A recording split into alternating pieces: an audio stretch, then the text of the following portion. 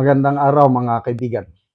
Bigyan natin ng reaction opinion itong Facebook Reel posted by Chacha Diaz Flores.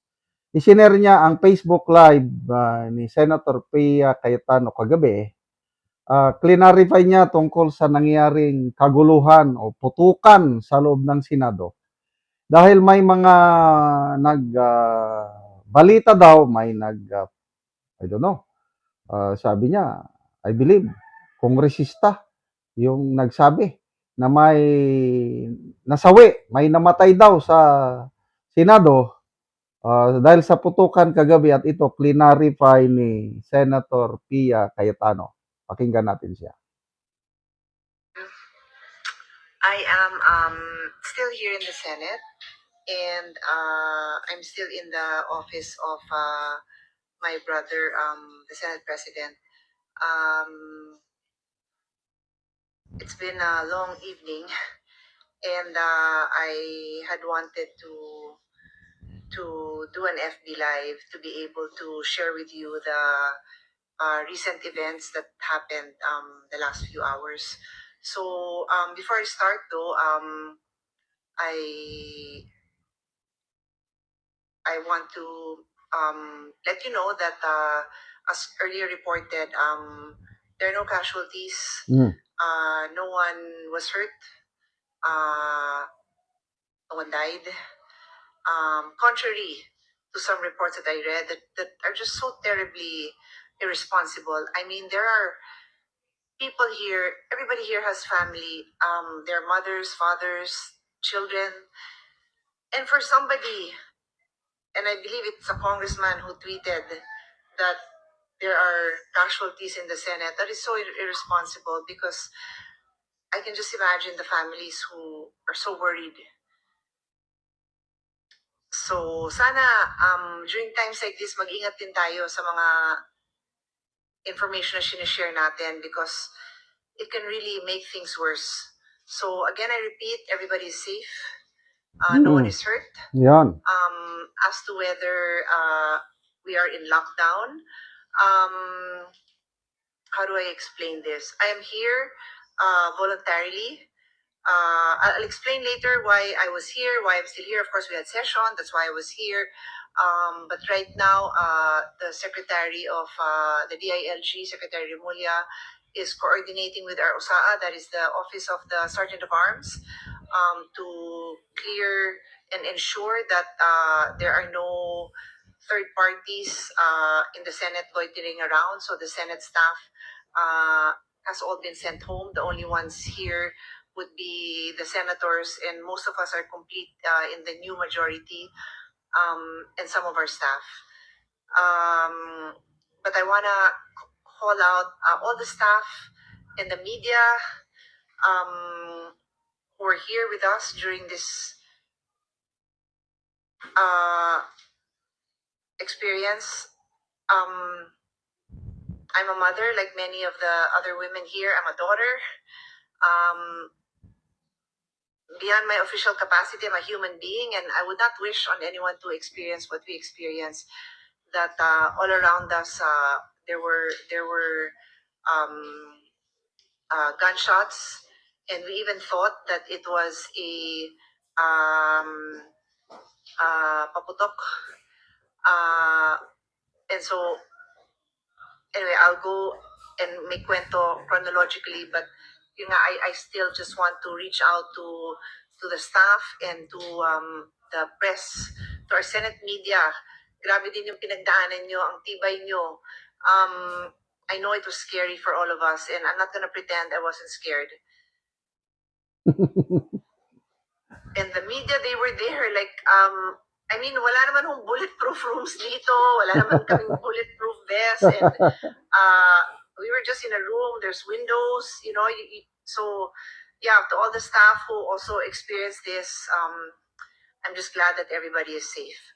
So, I also just wanna express a little bit of my Okay, so salamat. sentiments, no? Na I heard that there are officials, Dali, publicly elected officials, Salamat.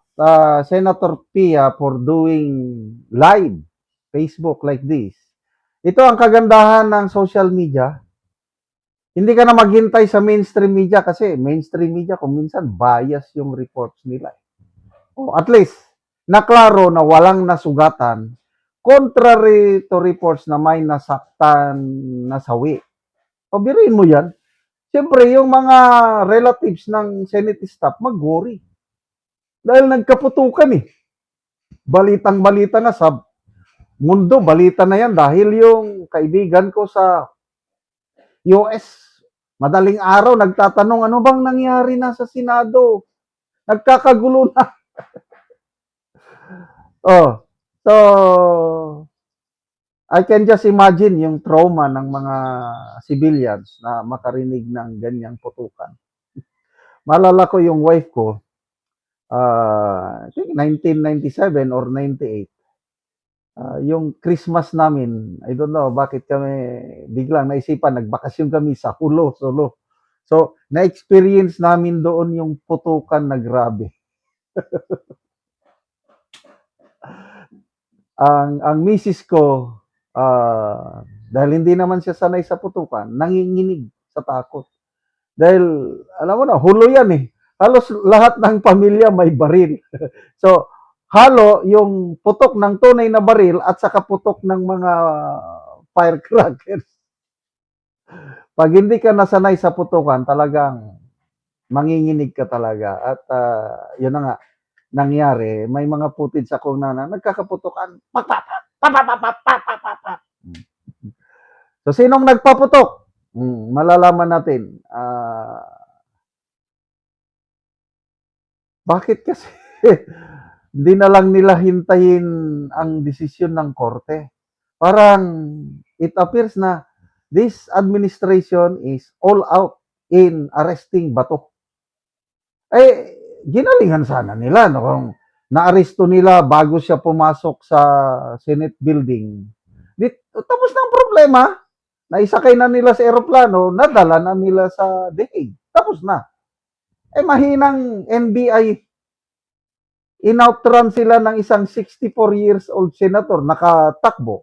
O, di ngayon, hold the line siya ngayon dyan. I tell you, warrior si Bato. Combat tested officer yan. 1986 siya nag-graduate. Ako, 1983. Halos sabay kami. Napakalakas ang NPA noon. Siya is a Philippine Constabulary Officer. Lumaban siya sa mga NPA sa ground. Ganyan si Bato. Kaya hindi yan magpapahuli ng buhay.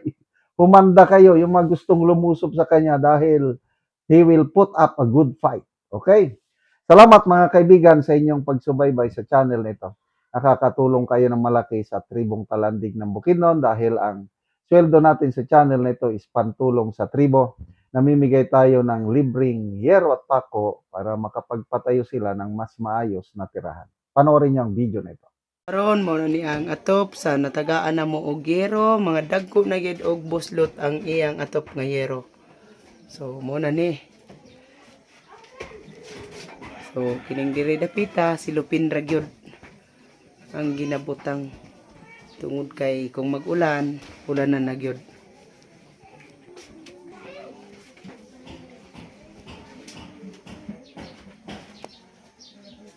Oo, dito da. Og mo na ni ang yero nga among gihatag.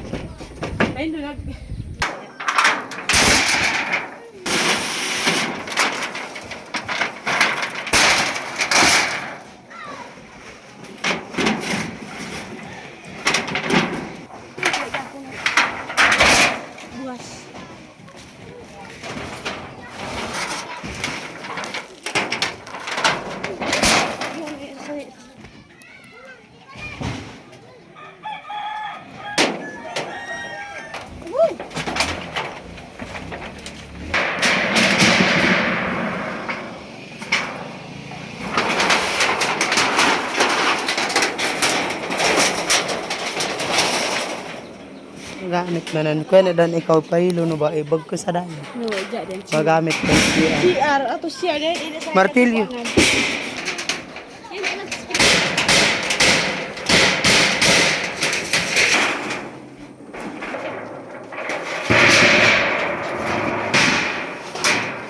karon human na gyud sa pag-atop.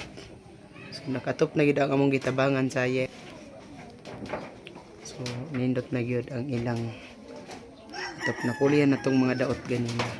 Mat sa Ginoo nga napulihan na gyud ang among sin di na gyud mimuulanan. So pila na to ka tuig? 5 na. Mm. Salamat kayo sa nagtabang ani nga di na gyud mimuulanan. Salamat kaayo.